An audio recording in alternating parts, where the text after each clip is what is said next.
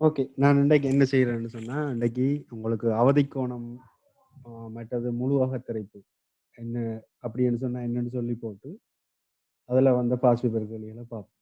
சரியா? முதலாவது பார்ப்போம். அவதிக்கோணம்னு சொன்னா என்னன்னு சொல்லி பார்ப்போம். சும்மா ஒரு ரிவிஷன் மாதிரி பார்த்துட்டு போவோம். சரியா? அவதிக்கோணம்.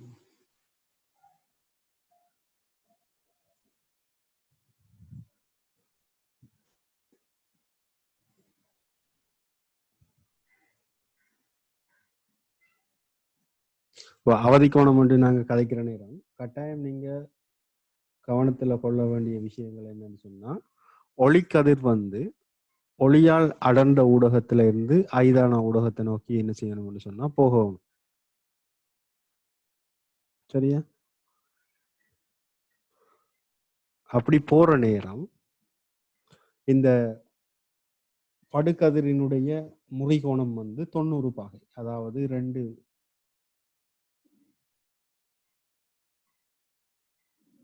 பொது மேற்பரப்பு இருக்குத்தானே. பொதுவான ஒரு மேற்பரப்பு ஒன்று இருக்க போகுது. 2 வேற வேற ஊடகங்கள் இதுல இருக்குன்னு வைப்போம். சரியா? மேலே இருக்கிற ஊடகம் வளி என்று எடுக்க போறேன். இது கீழே இருக்கிறது நீர். உங்களுக்கு தெரியும் முறிவு சுட்டி வந்து நீருக்குத்தான் கூடின பெருமானம். வளியிட முறிவு சுட்டி 1 தெரியும் உங்களுக்கு. அப்ப ஒளியால் அடர்ந்த ஊடகம் நீரா இருக்க போகுது. ஒளியால் அடர்ந்த ஊடகத்தில இருந்து ஐதான ஊடகத்துக்கு ஒளிக்கதிர் ஒன்று போற நேரம் அதனுடைய முறிகோணம் அல்லது முறிகதிர் ரெண்டினுடைய பொது மேற்பரப்பினூடாக போகுமா இருந்தா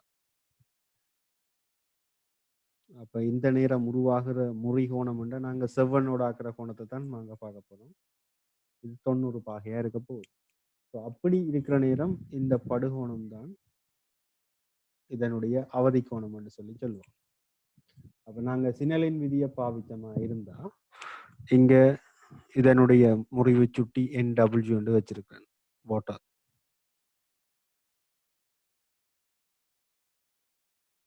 இந்த புள்ளியில சினலின் விதி பாவிச்சனா இருந்தா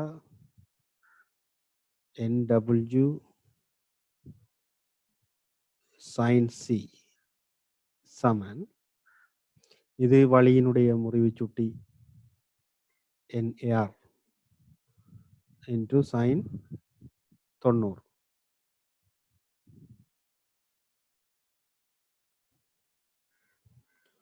இதுல இருந்து பாத்தீங்கன்னு சொன்னா வளர்த்துற பெருமானம் 1 தெரியும்.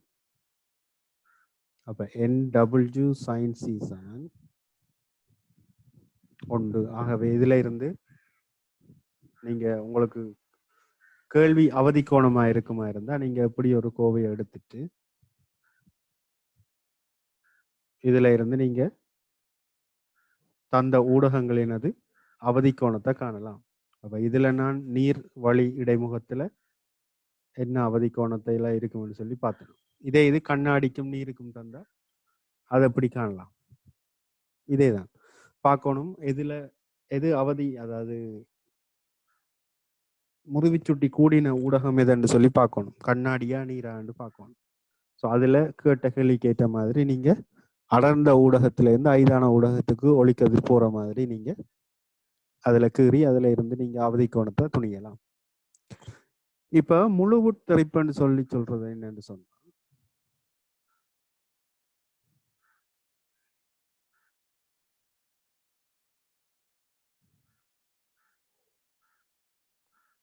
முழு உட்கதிர்ப்பும் நடக்கணும்னு சொன்னா கண்டிஷன் இதுதான், நிபந்தனை இதுதான். சரியா? என்ன நிபந்தனை? அடர்ந்த ஊடகத்துல இருந்து ஐதான ஊடகத்துக்கு ஒளிக்கதிர் போகணும்.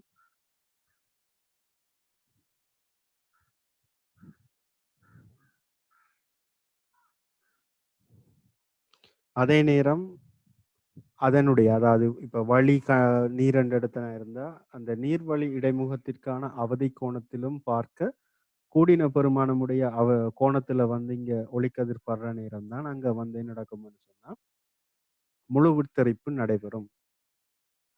அப்ப அவதி கோணத்திலும் பார்க்க கூடிய பெருமானமுடைய கோணத்துல பட்டாதான் இங்க முழு வித்தரிப்படையும்.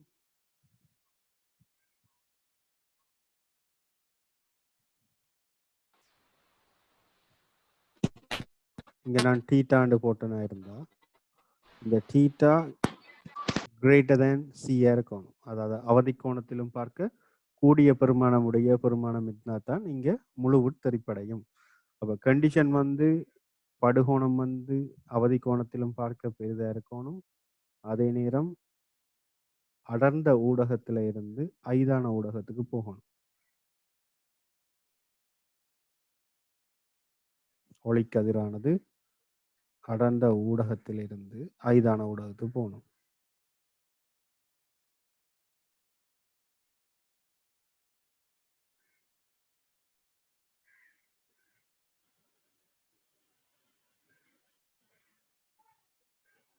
சரியா? அப்ப இந்த ரெண்டு கண்டிஷன் இருந்தா தான் இங்க முழு உட்தரிப்பு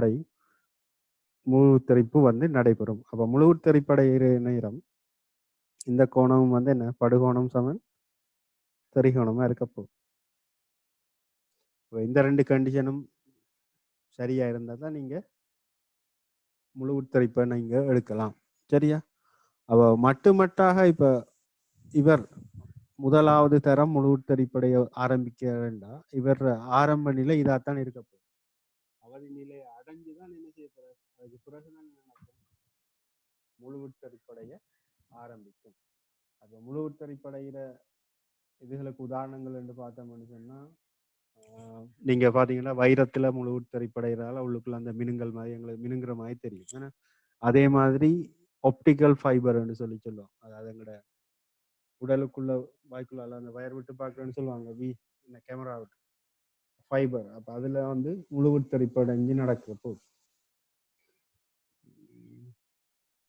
இந்த டெக்னிக்கை வச்சுக்கொண்டு தான் அந்த ஒப்டிக்கல் ஃபைபர்ஸ்ல வந்து என்ன செய்யறாங்க, ஒளிக்கதிர்களை பயணம் செய்ய வச்சு அவங்களுக்கு தேவையான மருத்துவத்துறையில கூடுதலாக அது பாவிக்கிறாங்க. அப்போ எப்படியான ஒரு கொஷன் உண்டு அன்றைக்கு நான் உங்களுக்கு வாட்ஸ்அப்பில் அனுப்பி விட்டேன். எத்தனை பேர் செய்து பார்த்தீங்களோ தெரியல. 2013ஆம் ஆண்டு வந்த கொஷன் வந்து கடைசியாக அனுப்பி விட்டேன்.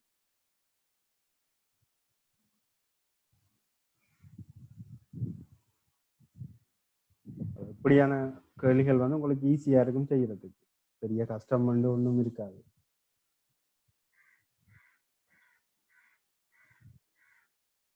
இந்த தியரிய வடிவா வச்சு விளங்கி வச்சிருந்தீங்கன்னு சொன்னா ஓகே. 2013ஆம் ஆண்டு வந்த கேள்வி வந்து பார்ப்போம்.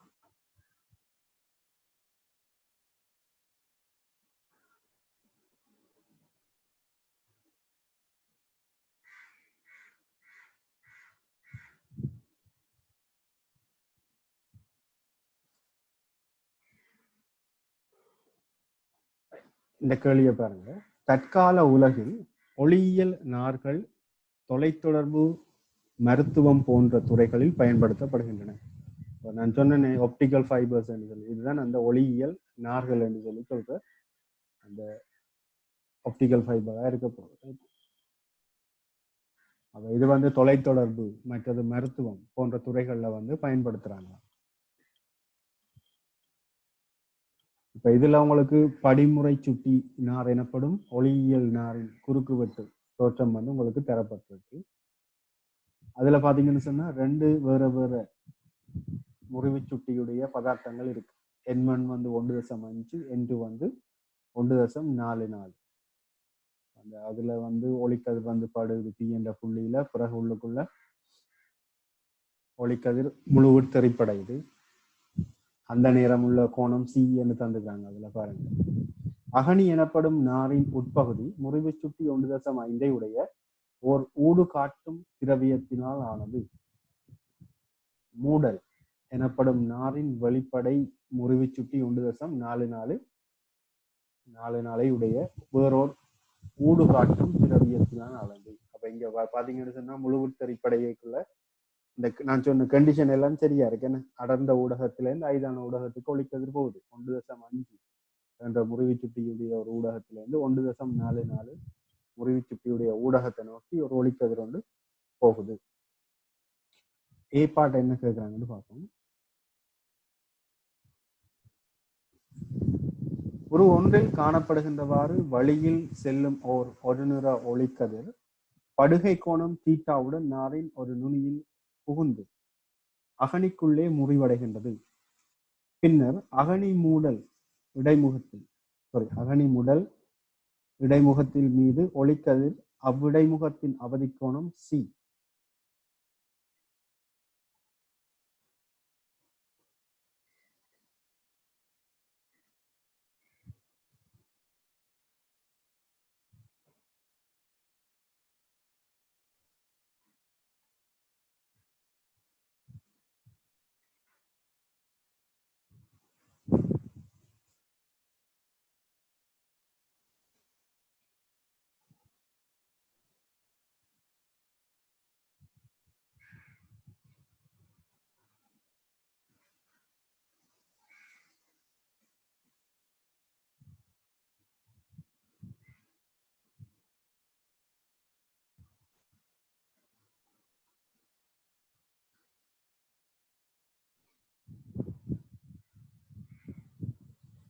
சியை ஒத்த ஒரு கோணத்தில் படுகின்றது. இங்க இதுல உங்களுக்கு sin 16 பாகைக்குரிய கோணம் தரப்பட்டிருக்கு, sin 25 தந்திருக்காங்க, sin 74 தந்திருக்கு. முதலாவது கேள்வி, சியின் பெருமானத்தை கணிக்க. அப்ப சியின் பெருமானத்தை கணிக்கன்னு சொன்னா இதுல சி வந்து முழுவுத்தறிப்படைகிற அந்த நேரத்தில் உள்ள கோணத்தை தந்துக்காங்க. அப்ப நாங்க அண்ணளவான பெருமானத்தை கணிப்போம். இதுல அவதி கோணம் தான் தந்துக்கிறாங்க சி. ஓகே, அப்ப முதலாவது அந்த அவதி கோணத்திலும் சற்று கூடுற நேரம் அங்க முழுவுத்தறிப்படைய ஆரம்பிக்குது. அப்ப இந்த நிலையில வந்து நாங்க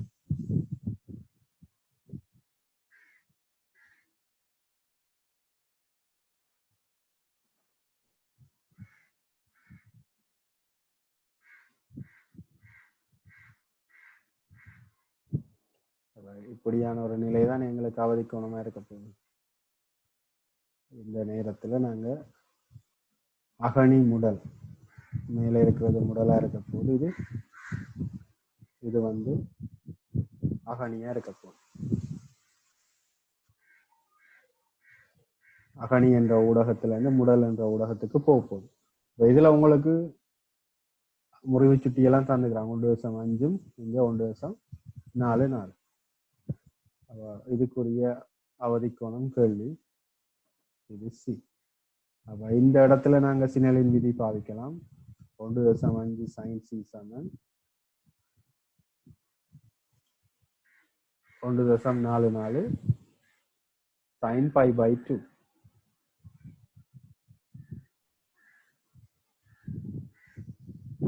ஆகவே இதுல இந்த sin c பெருமானத்தை நீங்க துணியலாம். 1.44 கீழ் 1.5.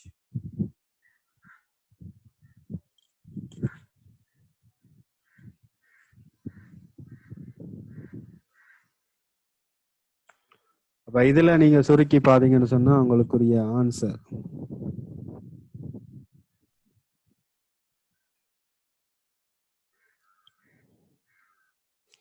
144 கீழ் 150 வரும். 2ஆல சுருக்கணுமா இருந்தா 72 கீழ் 75.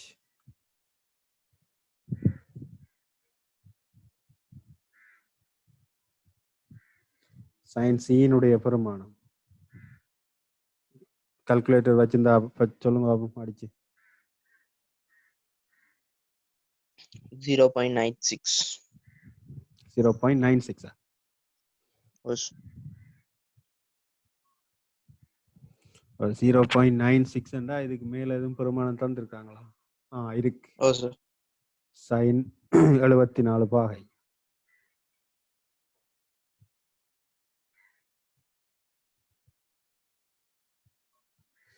ஆகவே அவதி கோணம் வந்து 74 பாகையா இருக்க போகுது.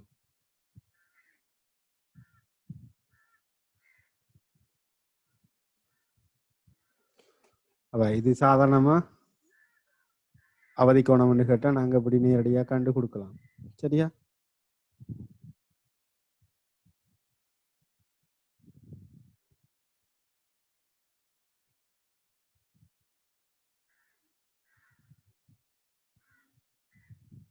ரெண்டாவது கேள்வி என்ன கேட்குறாங்கன்னு பார்ப்போம். இதிலிருந்து தீட்டாவின் பெருமானத்தை கணிக்க. தீட்டாவின் பெருமானத்தை கேட்கிறாங்க. அப்ப இதுல பாத்தீங்கன்னு சொன்ன இந்த படத்துல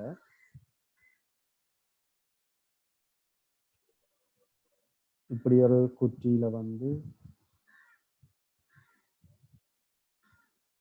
இது கிடைக்கோடா இருக்க போது இந்த பக்கத்துக்கான செவ்வனை நான் கீழணும்னு சொன்னா இப்படி இருக்க போகுது. ஒன்று கொண்டு கிடையும் செங்குத்தன்னா ஒன்று கொண்டு செங்குத்தா தான் இங்க சந்திக்க போகுது. அதே மாதிரி இதுல ஒளிக்கதிரை நாங்க கீறி பார்த்தோம்னு சொன்னா ஐதான ஊடகத்திலிருந்து அடர்ந்த ஊடகத்துக்கு ஒளிக்கதிர் வர நேரம் செவ்வனை நோக்கி முடிய போகுது. அப்ப எனக்கு வந்த ஒளிக்கதிர் இப்படி வந்தது.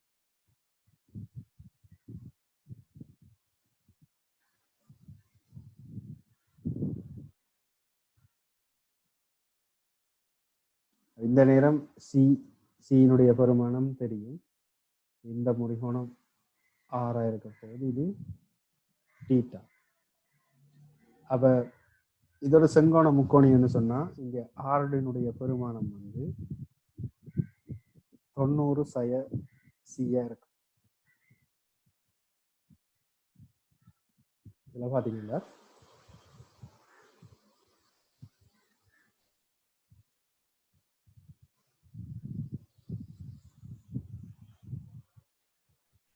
சோ அப்ப எனக்கு இந்த கேட்டதை அவன் இதுதான் கேள்வி, என்ன தீட்டாவினுடைய பெருமானம் கேட்கிறாங்க.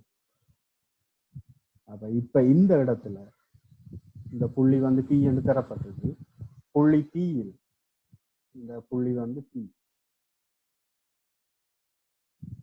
புள்ளி பியில் சினலின் விதியை பாவிக்கும்.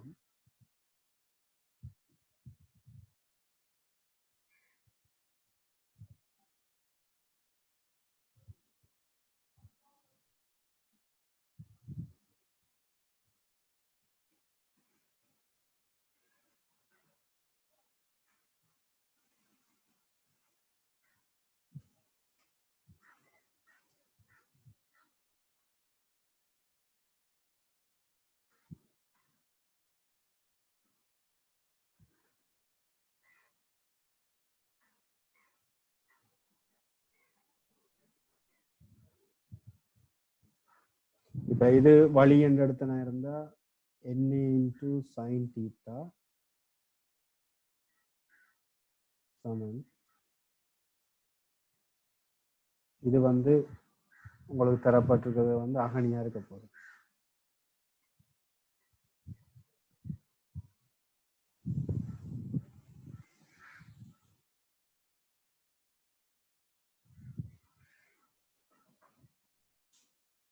sin 90 minus c ன்னு சொன்னா இப்ப இதுல c வந்து 74 பாகை.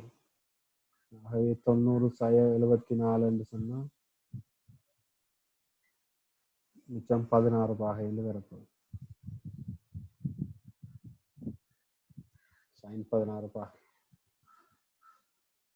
இதுல இருந்து தீட்டாவை கண்டுபிடிக்கலாம். sin தீட்டா சமன்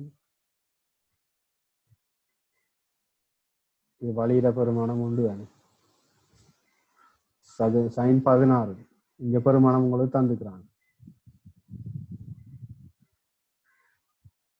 0.28.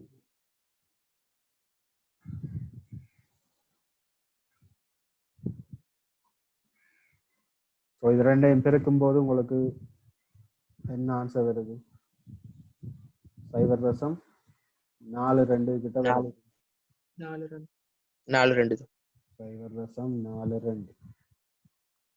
sin தீட்டா வந்து 0.42 உங்களுக்கு தீட்டாவுக்கானது கண்டுபிடிக்கலாம்.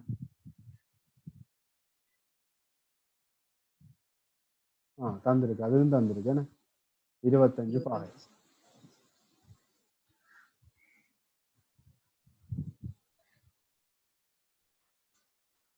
தீட்டாவினுடைய பெருமானத்தை துணிஞ்சிட்டோம்.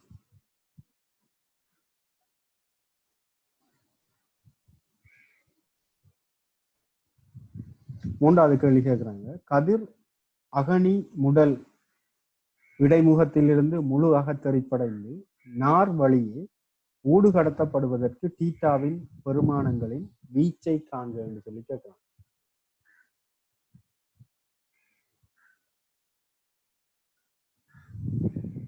கதிரகணி முதல் இடைமுகத்திலிருந்து முழு அகத்தறிப்படைந்து நார்வழியை ஊடு கடத்தப்படுவதற்கு தீட்டாவின் பெருமான வீச்சை கேட்கிறாங்க. அப்ப நாங்க என்ன செய்யலாம்டா, இதுல முழு அகத்தறிப்படைகிற நேரத்துக்குரிய தீட்டா இது ஆரம்பத்துல கண்டுபிடிச்சிட்டேன். 25 பாகை என்று சொல்லி கண்டுபிடிச்சிட்டேன்.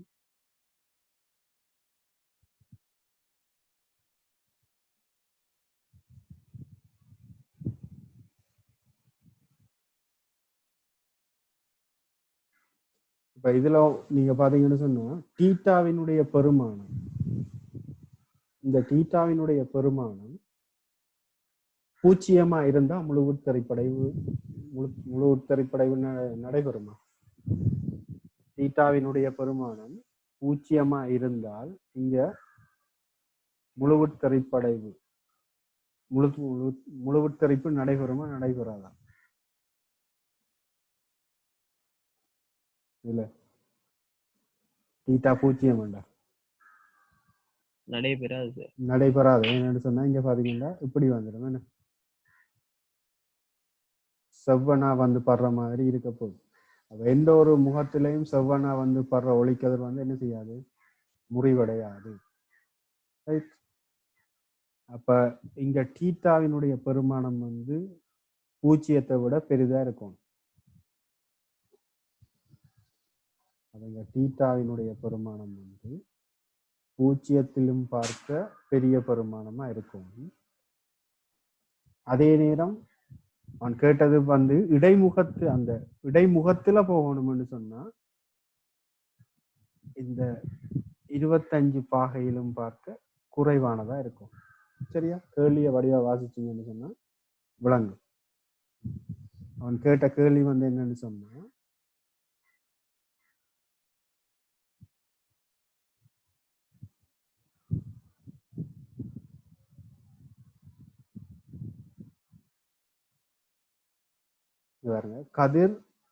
கதிர் வந்து அகனி முதல் இடைமுகத்திலிருந்து முழு அகத்தறிப்படைந்து நார் வழியை ஊடு கடத்தப்படுவதற்கு தீட்டாவின் பெருமான வீச்சை காண்கன்னு சொல்லி கேட்கிறான்.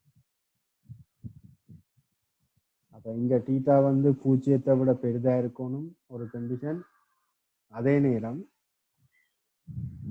தீட்டா வந்து 25 பாகையை விட சமனும் சிறிதாகவும் இருந்தா தான் இங்க வந்து நடக்கும். இங்க முழுவிற்கறிப்படைவு நடைபெறணும்டா, அதாவது அவதி நிலைக்குரியதை அடையணும்னு சொன்னா அதனுடைய அந்த நேரம் என்ன கோணத்தை வச்சிருக்கணும்னு சொல்லித்தான் நாங்க இங்க 25 பாகை கண்டுபிடிச்சோம். இங்க தீட்டா வந்து 25 பாகையை விட கூடப்படுமா இருந்தா அங்க வந்து என்ன நடக்காது, முழுவிற்கறிப்படைவு நடைபெறாது. அப்ப தீட்டாவினுடைய பெருமானம் 25 பாகைக்கு சமனாகவும் அல்லது அதை விட குறைவாகவும் இருக்கணும். அதே நேரம் பூஜ்ஜியத்திலும் பார்க்க பெரிதாகவும் காணப்பட வேண்டும். சரியா? அப்ப இதுதான் அந்த தீட்டாவினுடைய வீச்சாக இருக்க போகுது.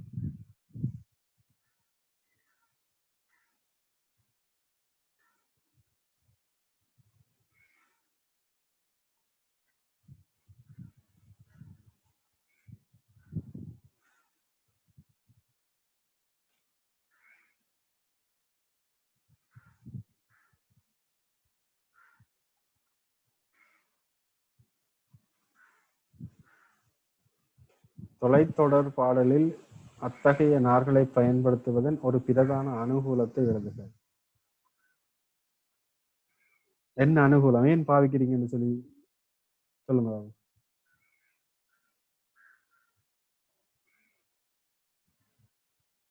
வேகமா கடத்தப்பட்டு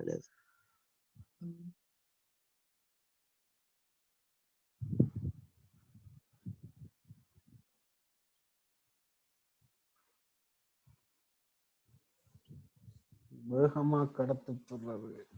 வேற டேட்டா லாஸ்ட் ஆகும். வெப்ப குறைவா இருக்கும். வெப்ப இழப்பு குறைவா இருக்கும்.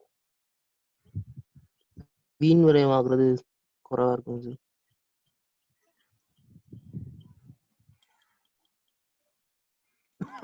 ஓகே, ஒன்று வந்து நீங்க வெப்பத்தை பற்றி கதைக்கலாம். என்ன வெப்ப உற்பத்தி அங்க வந்து என்னவா இருக்க போகுதுன்னா இழிவா காணப்பட போகுது. சரியா? வேற என்ன சொல்லலாம் சொல்லுங்க பாப்போம்.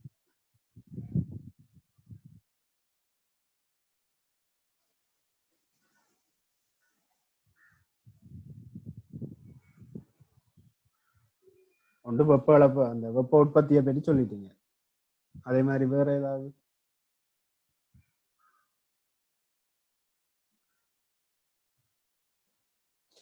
புற மின்காந்த அலைகளால ஏற்படுற தலையீடு வந்து அங்க என்ன செய்யாது, ஏதாவது பாதிப்பை செலுத்துமா? இங்க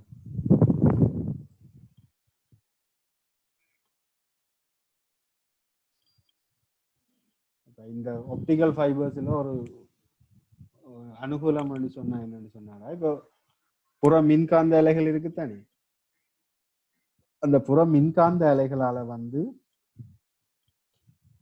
அந்த ஏற்படுற தலையீடு வந்து இங்க வந்து எந்த ஒரு பிரச்சனை, அதாவது என்ன சொல்லலாம்,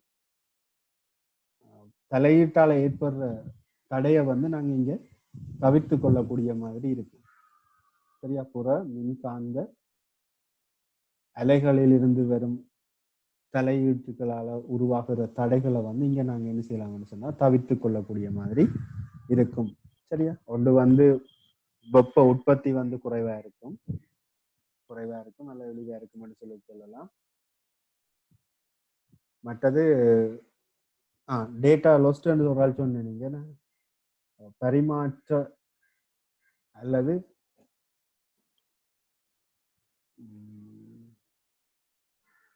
இழப்பு, பரிமாற்ற இழப்பு வந்து இங்க இழிவாக இருக்கும்.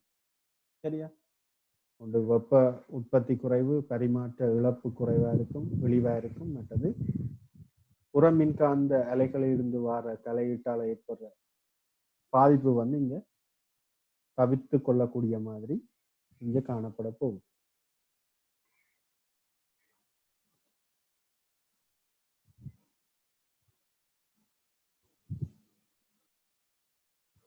அஞ்சாவது கேள்வியை பாருங்க. தெறிப்புகளின் ஒற்றை எண்ணிக்கைக்கும் தெறிப்புகளின் இரட்டை எண்ணிக்கைக்கும் நாரின் மற்றைய நுனிகளிலிருந்து வெளிப்படும் கதிர்களின் பாதைகளை வரைக என்று சொல்லி கேட்கிறாங்க.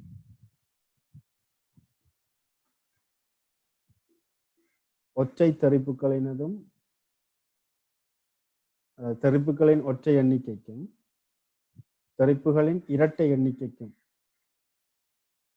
இதுல வந்து எப்படி கதிர் வந்து வெளியில உற்பத்தி ஆகும் வரும்னு சொல்லி அந்த நம்பரை போட்டு காட்டினீங்கன்னு சொன்னா சரி.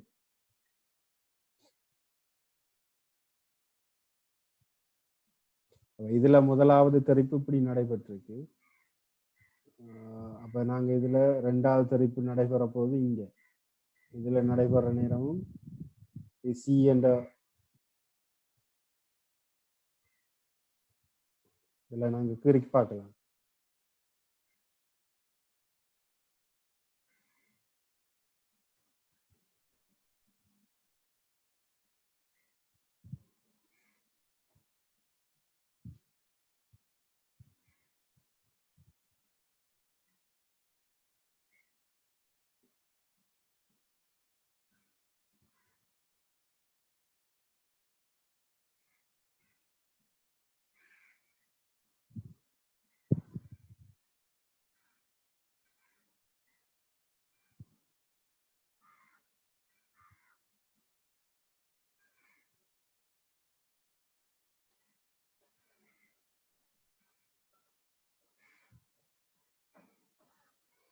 அப்ப இங்க பாத்தீங்கன்னா இது முதலாவது தெறிப்பு, இது ரெண்டாவது தெறிப்பு. அப்ப இரட்டைக்கு வந்து இந்த ஒளிக்கதிரினுடைய பாதையை நீங்க இப்படி கீறி காட்டலாம். கீறி காட்டி இதுல நம்பர் 2 போட்டிருக்கலாம்.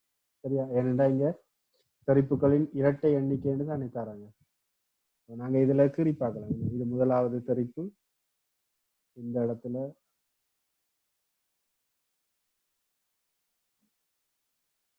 இது ரெண்டும் நிலைக்குத்தச்சு என்றதால இது சி என்று சொன்னா இதுக்கும் சி. அப்ப இங்க என்ன நடக்கும்? அகனி முதல் இடைமுகத்துல சி என்ற ஒரு கோணத்துல வந்து ஒளிக்கதிர் பட்டா கட்டாயம் இங்க சியோட பட்டது முழு உத்தரிப்படையுது. அப்ப இங்கேயும் முழு உத்தரிப்படைஞ்சு ஒளிக்கதிர் இங்க போகும். இதே இது ஒற்றை என்று எடுத்து பார்த்தோம்னா இது இப்படியே நேரா வந்திருக்கும். அப்ப ஒற்றைக்குரிய பாதை வந்து இதுல மூன்றாவது நாங்க கீறி பார்த்தோமா இருந்தா இதுலயே கீறி பார்த்தோம்னு சொன்னா எங்களுக்கு ஒற்றைக்குரியது அதனுடைய பாதை எங்களுக்கு இவ்வாறு வந்திருக்கு.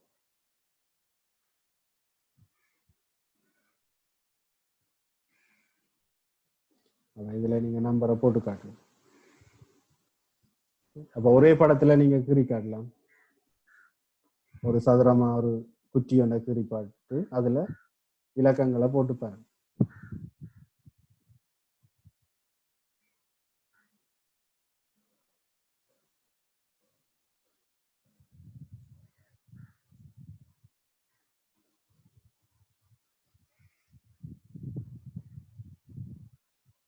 ஒற்றை கதிர் இங்க வந்து இப்படி பட்டு வழியில வரப்போகுது.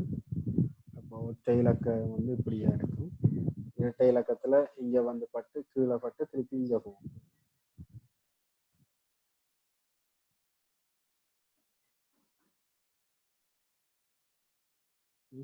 இதைத்தான் நான் மேல தனித்தனியா உங்களுக்கு கீறிக்காட்டினேன். இதுல ஒற்றை தறிப்பண்டா அதனுடைய பாதை இந்த பக்கம் இருக்கும். இரட்டை தறிப்பண்டா இங்க பட்டு இங்க வழியில போகும். அப்ப நீங்க இதுக்கு இலக்கங்கள் அவன் தந்துக்கு அந்த இலக்கங்களை போட்டு காட்டினீங்கன்னா இது ஒற்றை, இது இரட்டை, இது ஒற்றை. இரட்டை தரிப்பு, இது ஒற்றை தரிப்பு. இதைத்தான் அவன் கீறி காட்ட சொல்றாங்க எப்படி இருக்குன்னு சொல்லி.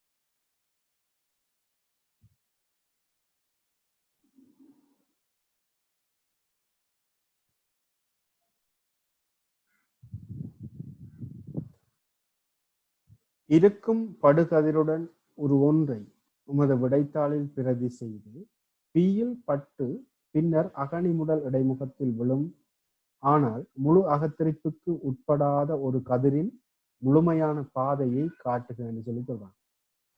அவ இதுல காட்டப்பட்டிருக்க இந்த படத்தை எடுத்துக்கொண்டு என்ன செய்ய சொல்றாங்கன்னா இதுல முழுவிட்டறிப்படைவு நடைபெறாம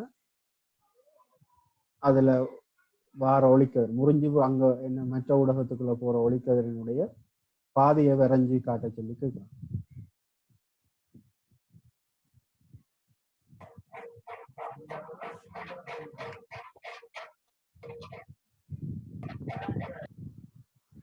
அப்ப இது ரெண்டு வேற வேற ஊடகங்கள்.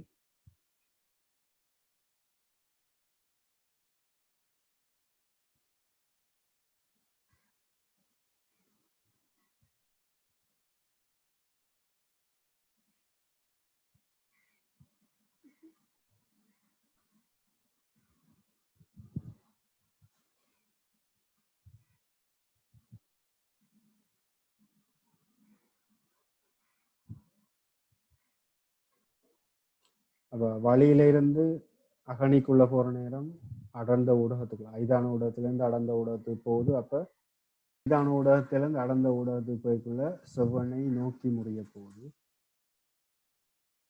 அப்ப இங்க வந்துடும்.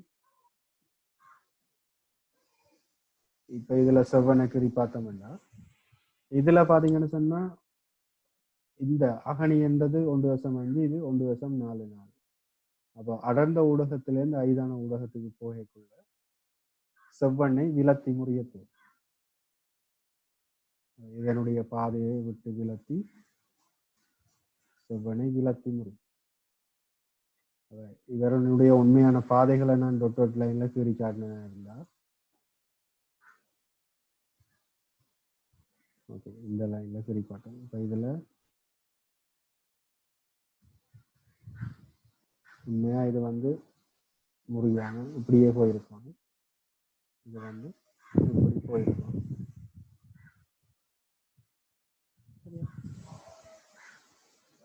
அப்ப ஐதான ஊடகத்துல இருந்து அடர்ந்த ஊடகத்துக்கு போற நேரம் இந்த ஒளிக்கதிர் செவ்வனை நோக்கி முறிஞ்சிருக்கு. இங்க பாத்தீங்கன்னு சொன்னா அடர்ந்த ஊடகத்துல இருந்து ஐதான ஊடகத்துக்கு போய்க்குள்ள செவ்வெண்ணெய் விலத்தி முறிஞ்சிருக்கு.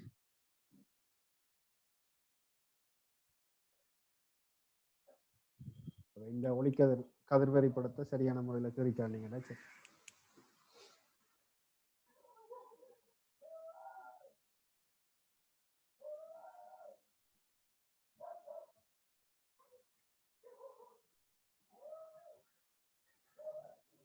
ஓகே, அடுத்த பி பாட பாருங்க. 3 கிலோமீட்டர் நீளமுள்ள ஒரு நேர் ஒளியியல் நாரின் ஒரு நுனிக்குள்ளே அதற்கு செங்குத்தாக ஒரு குறுகிய சிவப்பு நீல ஒளி துடிப்புகள் ஒரே வேளையில் அனுப்பப்படுகின்றன. மற்றைய நுனியில் வெளிப்படும் போது சிவப்பு நீல ஒளி துடிப்படைகளுக்கிடையில் உள்ள நேர ஆயிடைகளை காண்க.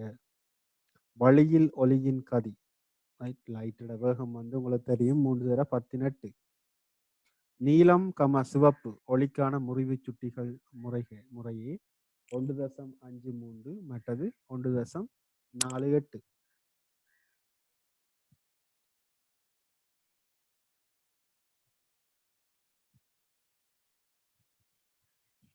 அந்த ஒளியியல் நீளம் தந்திருக்கு 3 கிலோமீட்டர் என்று சொல்லி அதற்கு செங்குத்தாக ஒரு குறுகிய சிவப்பு நீல ஒளி துடிப்புகள் ஒரே வேளையில் அனுப்பப்படுகின்றன. மற்றைய நுனியில் வெளிப்படும் போது சிவப்பு நீல ஒளி துடிப்புகளுக்கு இடையில் உள்ள நேர ஆயிடையை கணிக்க. வழியில் ஒளியின் கதி 3 × 10 மீட்டர்/செகண்ட் தரான். நீலத்துக்கும் சிவப்புக்குமான ஒளிக்கான முறிவு சுட்டிகள் தரப்பட்டது.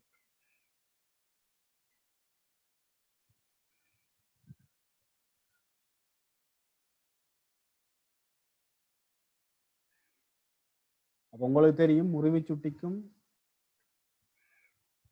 சுட்டிக்கான சமன்பாடு வேகத்துல சொன்னீங்கன்னு சொன்னா என்ன சமன்பாடு? n சமன் என்ன தொடர்பு? முறிவு சுட்டி வழியில் ஒளியின் வேகம் மற்றது வேகத்துக்கான தொடர்பு ஞாபகம் என்ன சொல்லுங்க. n சமன் c/v என்று சொல்லி ஒரு சமன்பாடு இருக்கேன்னு ஞாபகம் இருக்கா? n என்றது முறிவு சுட்டி, c என்றது வழியில் ஒளியின் வேகம், இந்த v என்றது ஊடகத்தில் ஒளியின் வேகமா இருக்க போகுது. நாங்க ரெட்டுக்கு எடுத்தமா இருந்தா சிவப்புக்கான முறிவு சுட்டி தெரியும், வெற்றிடத்துல ஒளியின் வேகம் வழியில் ஒளியின் வேகம் தரப்பட்டிருக்கு. அதே மாதிரி அந்த ஊடகத்துல என்ன வேகம் என்று கண்டுபிடிக்கலாம். இதுல இருந்து வேகத்துக்கான தொடர்பு v சமன் c n என்று வரப்போகுது. இதை வச்சுக்கொண்டு நாங்க என்ன செய்யலாம்? நேர ஆயிடைகளை காணலாம்.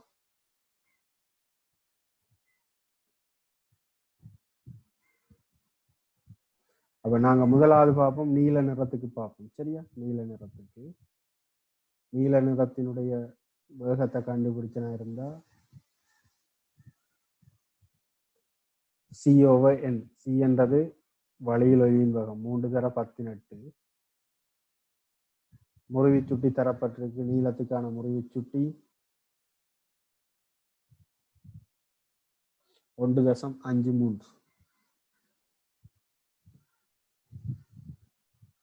அப்ப இதை சுருக்கினீங்கன்னு சொன்னா ஊடகத்துல அந்த நிறத்தினுடைய வேகத்தை கண்டுபிடிச்சிடலாம்.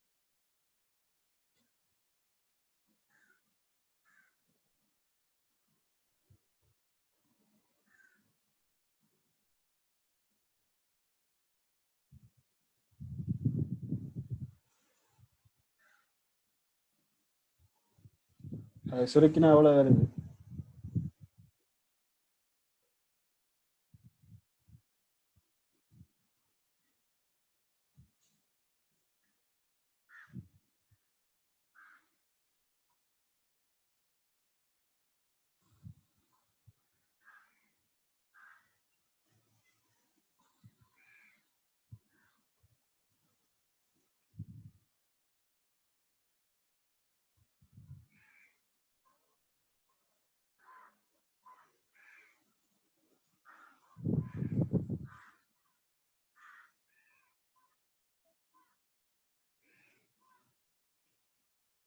சுருக்கம் எவ்வளவு வருது?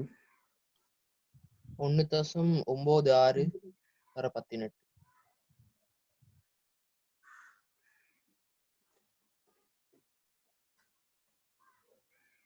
ஓகே, எனக்கு டைம் தானே கேட்டதுன்னு. அப்ப நாங்க இதை சுருக்காம அப்படியே வச்சிருப்போம். ஏனண்டா சுருக்கினோம்னு சொன்னா பின்னத்துல வந்துடும்.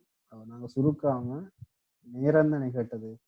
அப்ப அந்த உங்களுக்கு தரப்பட்டிருக்கிற அந்த நீளத்தை கடக்கிறதுக்கு இவருக்கு எவ்வளவு நேரம் எடுத்திருக்குன்னு சொல்லி பார்ப்போம். அந்த நீளம் வந்து 3 கிலோமீட்டர். அப்ப 3 கிலோமீட்டர்னு சொன்னா 3000 மீட்டரா இருக்க போகுது. 3 தர 10 மீட்டர், 3 மீட்டர் தூரத்தை கடக்கிறதுக்கு எடுத்த நேரம். வேக மாற்றத்தின் கீழ் வேகம் சமன் இடப்பெயர்ச்சியின் கீழ் நேரம். இங்க 3 தர 18 கீழே 1.5 அப்ப நீல நிறம் அந்த நாரை கடக்கிறதுக்கு எடுத்த நேரத்தை கண்டுபிடிச்ச மாதிரி இருந்தா எங்களுக்கு 1.53 தர 10⁻5 செகண்ட் வரும். இதை சுருக்கினீங்கன்னா இங்க 2 பக்கம் 3 இருக்கு வெட்டு பக்கம். 1.53 குறுக்கு பெருக்கம் பண்ணப்பட்டா மேல 1.53. இங்க 10⁻3 இது கீழே பிரிபட போது 18. அப்ப 18 மேல வந்தா 10⁻8 வரும். சரியா? அதுல இருந்து 1.53 தர 10⁻5 செகண்ட் இருக்க போகுது. இதே மாதிரி நாங்க சிவப்பு கலருக்கு பார்ப்போம். சிவப்பு நிறத்துக்கு பார்த்தனா இருந்தா வி ரெட் 3 தர 18 கீழ் ரெட் சிவப்பினுடைய முறிவு சுட்டி உங்களுக்கு தரப்பட்டிருக்கு 1.48.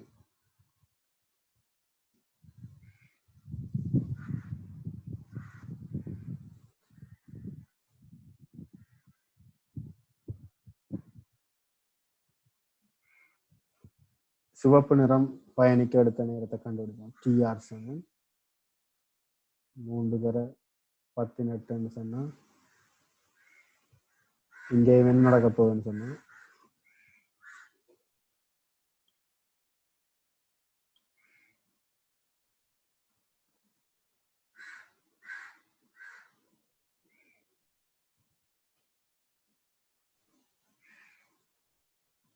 ஒன்று 1.48 தர 10⁻5 செகண்ட் வரப்போகுது. எவ்வளவு நேர ஆயிடைன்னு தான் கேள்வி. அப்ப முதலாவது வெளியில வரப்போறது யாரு? 1.48. இவர் தான் குயிக்கா ரெட் வந்து கெதியில வந்துடும். இவருக்கு டைம் எடுத்துருக்கு. நேர ஆயிடை ரெண்டுக்கும் இடையிலான நேர வித்தியாசம் தான் கேள்வி. நேர ஆயிடை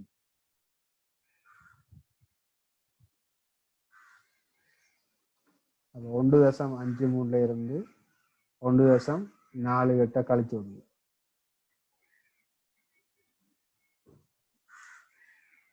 இவ்வளவு செகண்ட் வரும். 0.05 அல்லது 0.5 மைக்ரோ செகண்ட் போட்டீங்க. 0.05 தர 10⁻5 செகண்ட். இதை நீங்க மைக்ரோவில் போடலாம். 0.5 மைக்ரோ செகண்ட்.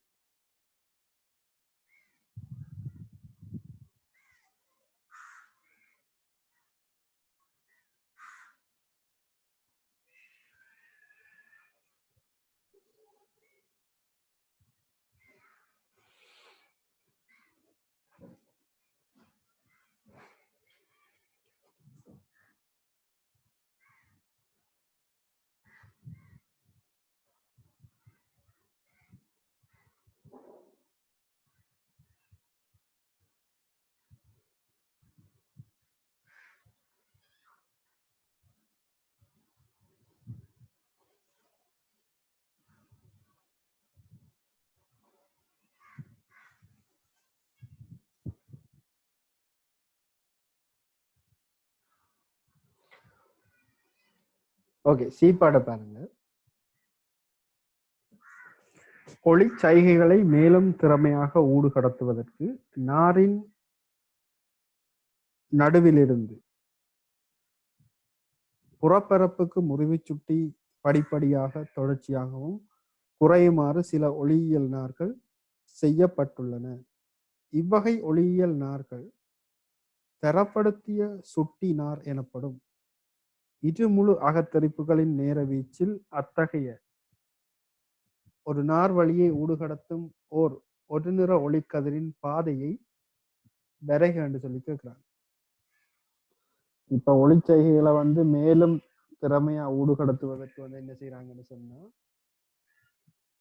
நடுவிலிருந்து புறப்பரப்புக்கு முறிவு சுட்டி படிப்படியாக தொடர்ச்சியாக குறையுமாறு சில ஒளியியல் நாட்கள் செய்யப்பட்டுள்ளன.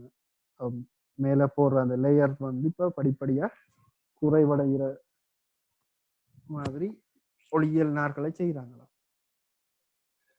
இதுல கேள்வி என்னன்னு சொன்னா, இரு முழு அகத்தரிப்புகளின் நேர வீச்சில் இத்தகைய ஓர் நார்வழியை ஊடுகடத்தப்படும் ஒரு நிற ஒளிக்கதிரின் பாதையை வரைக என்று சொல்லி கேட்கலாம்.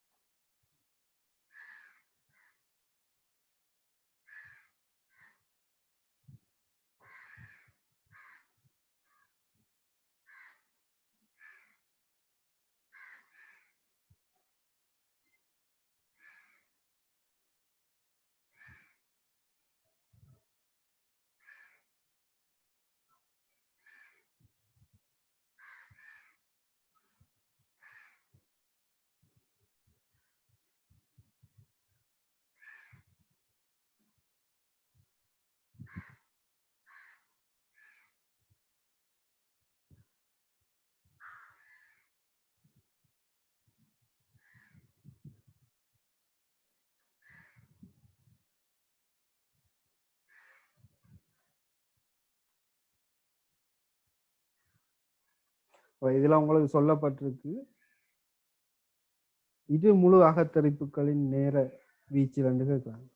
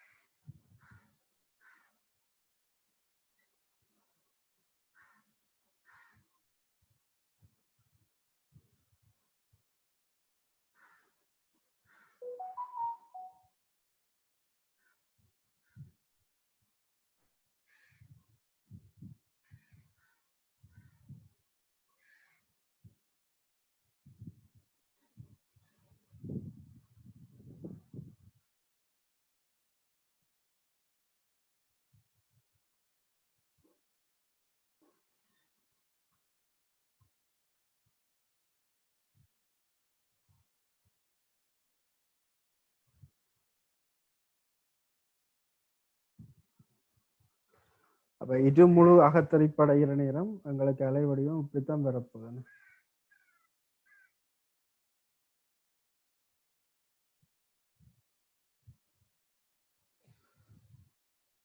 இது சாதாரணமா இப்படி செய்து போனாங்க. ஆனா இங்க என்ன செய்யறாங்கன்னு சொன்னா, மேல போக போக போக போக அந்த முறிவு சுட்டியை வந்து குறைச்சு கொண்டு போறாங்க.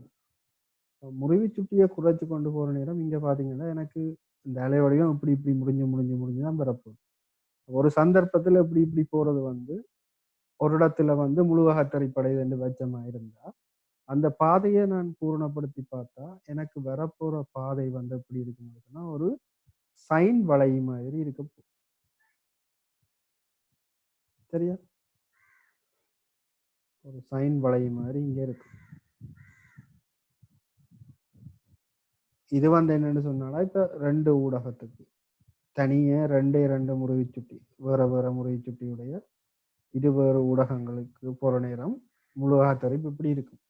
ஆனா அவன் என்ன சொல்றான்டா இங்க இருந்து மேல போக முறிவு சுட்டி வந்து வேறுபட்டு கொண்டே போகுது.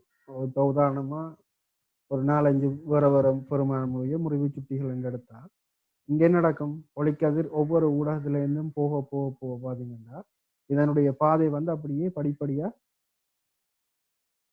மாறிக்கொண்டிருக்க போகுது பாருங்க.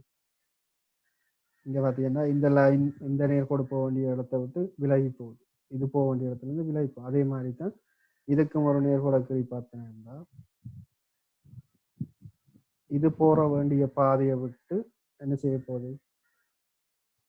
அடுத்த ஊடகத்துல அந்த ஒளி வந்து என்ன செய்யணும்னு சொன்னா விலத்தி அங்கால போகுது.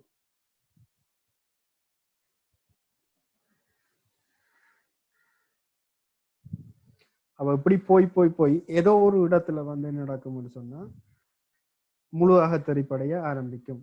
அப்ப நாங்க இந்த கதிரை அப்படியே நாங்க கீறி பார்த்தோம்னு சொன்னா எனக்கு கடைசியா வரப்போற அலை வடிவம் அந்த கதிரினுடைய பாதையின் வடிவம் வந்து இப்படி ஒரு வளைஞ்ச கோட்டுல தான் எங்களுக்கு காணப்படும். சரியா? அப்ப நீங்க உங்களுக்கு இதுல எதுவும் டவுட்டா இருந்தா நீங்க என்ன செய்யுங்கன்னா ஒரு 4-5 வேற முறிவு சுட்டியுடைய பெட்டிகளை கீறுங்க. மேல போக முறிவு சுட்டிகளோட பெருமானம் வந்து குறைஞ்சு கொண்டே போற மாதிரி ஒரு அமைப்புக்கு இருக்கு.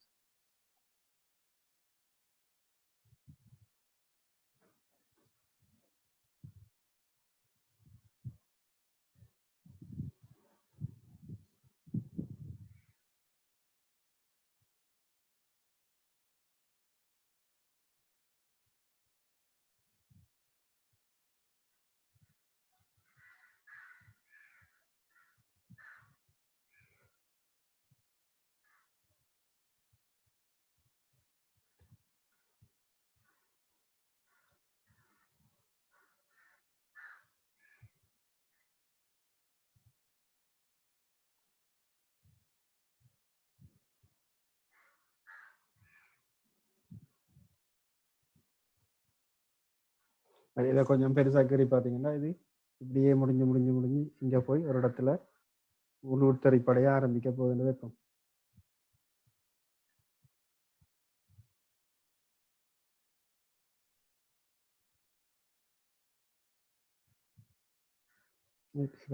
இந்த ஊடகத்துல முழுத்தறிப்படைய ஆரம்பிக்கன்னு வைப்போம். சரியா?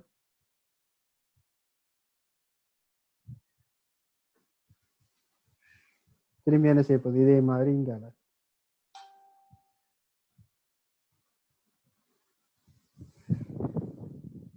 அப்படியே வந்து இந்த இதே மாதிரி கீழையும் வந்து படப்போகுது. அப்ப கீழே படுற நேரம் நாங்க இதுல வடிவத்தை கீறி பார்த்தோம்னு சொன்னா இது வந்து ஒரு இப்படியான ஒரு சைன் வளையிட ஷேப்ல இருக்கும்.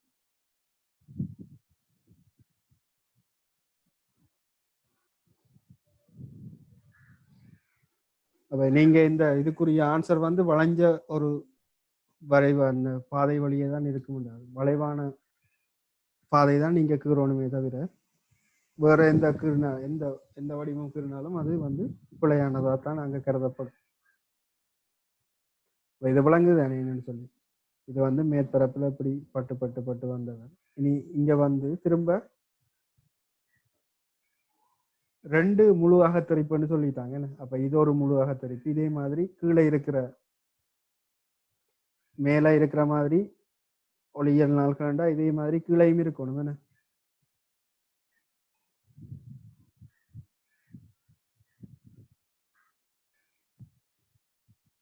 இதே மாதிரி கீழே இது முதலாவது முழு உத்தரிப்பு. இதே மாதிரி 2வது முழு உத்தரிப்பு. நடக்கிற நேரம் எனக்கு வடிவம் வந்து இப்படி ஒரு வளைஞ்ச வடிவமா இருக்கு.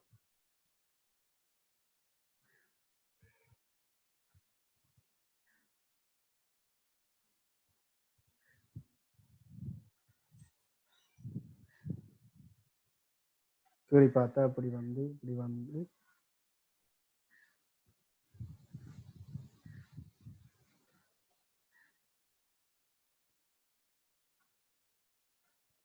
இதே மாதிரி இங்க கீழே ஒரு நீளம் இருக்கு தானே, அதுல போய் என்ன செய்யும், அப்படியே வளைஞ்சு திரும்ப ரெண்டாவது முழு உத்தரிப்படைய ஆரம்பிக்கும்.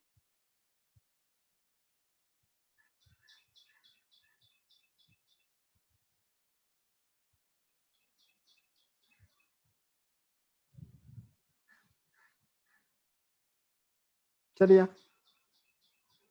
ஓ, இது ஒரு பாஸ் பேப்பர் கேள்விதான். 2013ஆம் ஆண்டு வந்தது. எடுத்து பாருங்க.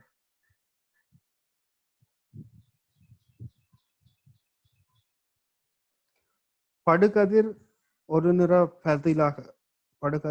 நிறத்துக்கு பதிலாக நீலம் சிவப்பு நிறங்களை கொண்டிருப்பின் அவை நாரினுள்ளே ஒரே பாதை வழியே செல்லுமா?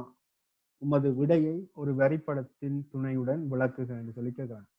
இங்க வந்து அவன் சொல்றான், இப்ப நீங்க முதலாவது இப்ப நீங்க இங்க பாவிச்சது ஒரு நிற ஒளி. அதுக்கு பதிலா இவன் என்ன செய்ய போறான்னு சொன்னா நீலம் சிவப்பு நிறங்களை வந்து பாவிக்க போறான். அவ பாவிக்கிற நேரம் அந்த நாருக்குள்ள, ஒளியியல் நாருக்குள்ள வந்து அந்த ரெண்டு கதிரும் வந்து ஒரே பாதை வழியே செல்லுமா அல்லது செல்லாதா? அதை வந்து ஒரு கதிர் வரிப்படம் மூலம் உங்களை விளக்க சொல்லி கேட்கிறேன்.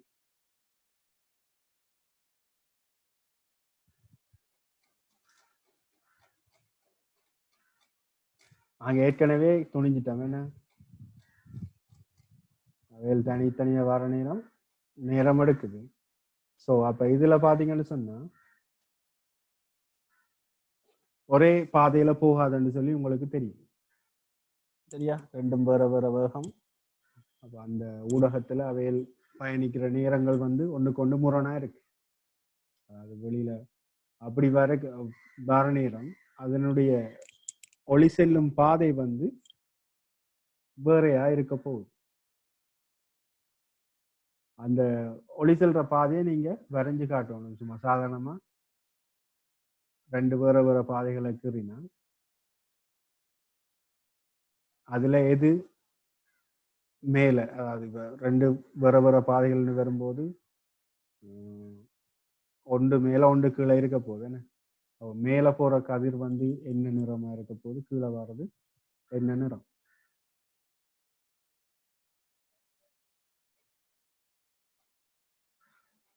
முறைவி சுட்டியை வச்சு கொண்டு சொல்லுங்க ஆகும் எந்த நிறம் மேல வரும். இப்ப நீங்க ஒரு சிவப்பா, என்ன காரணம்?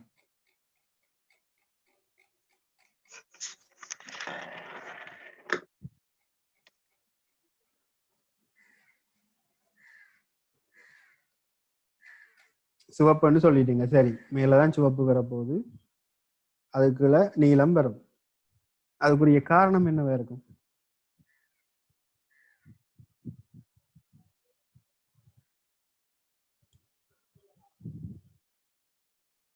சிவப்பு வந்து முறிவை சுட்டி குறையன்றதால அது பெருசா முறிவடையாது. அதனால அதோட கேர்வ் வந்து மேலேயா இருக்கும். நீளத்துக்கு முறிவை சுட்டி கூடுன்றதால அது நிறைய நல்லா கோணம் குறைய குறைய குறைய குறைய அது நல்லா கீழே வரும் அதோட கேர்வ். அதனாலதான் சிவப்பு மேலேயும் நீளம் கீழேயும் இருக்கிறது. Okay, good. சரியா சொன்னீங்க. சரியா, முறிவை சுட்டியை வச்சுக்கொண்டு நாங்க இதை எக்ஸ்பிளைன் பண்ணலாம். அப்ப நீங்க இந்த பாதையை வேணும்னா கீறி காட்டணும். ஒரு புள்ளியில இருந்து போற மாதிரி கீறி காட்டலாங்க.